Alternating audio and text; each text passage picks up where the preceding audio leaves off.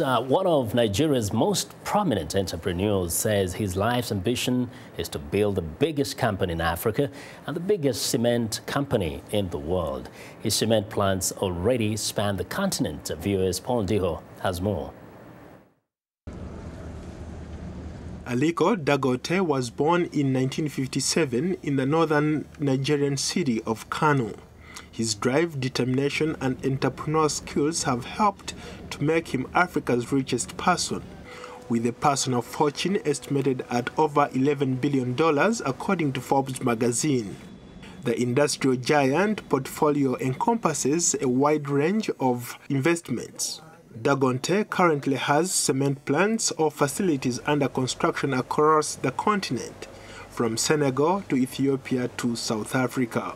In 2010, Dangote listed his conglomerate bearing the same name on the Nigerian Stock Exchange, and it boosted his estimated personal wealth fivefold, making him the fastest riser on the Forbes worldwide wealth list. Things are changing. If you look at in other areas, before normally, especially in Nigeria, Nigerians look more or less into oil and gas.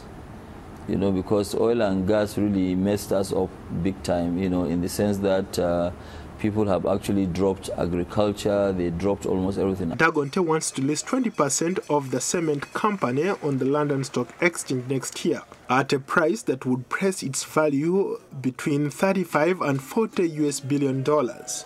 If he's successful, the move would make Dangote the world's top cement firm by market capitalization, bigger than Lafarge of France and surpassing mobile phone operator MTN, Africa's top stock. The real target is for us to see what value can we add and pay back to this country of ours that we call Nigeria, and also the continent of ours that we call Africa. And the only way to do this thing is by trying to make sure that you stay where you believe you can add a lot of value. In business, at least so far, we've been taking the flag of Nigeria and flag of Africa to put in places that they were never ever expected to be seen. Despite his success, the 55-year-old has his detractors too. His critics in Nigeria say that he has attained his success at the expense of smaller businesses that do not have access to his kind of capital or political connections.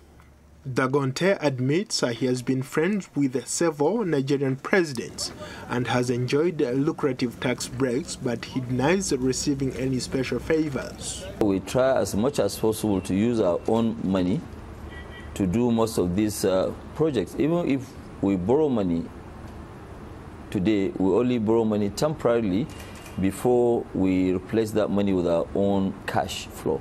However, Bismarck Rewan, a chief financial executive officer of the Lagos-based consultancy firm Financial Derivatives, has known the tycoon for more than 20 years. Aliko is a highly driven, extremely competitive and passionate individual.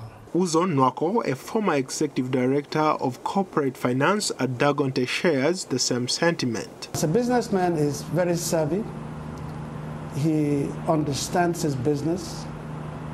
He also understands the economy and the relationship between politics and business. With an annual revenue of $2.5 billion, the Dangote Group contributes nearly 1% of Nigeria's GDP, Africa's second biggest economy. The firm also employs more than 23,000 people in a country with massive unemployment. Ndiho, VOA News.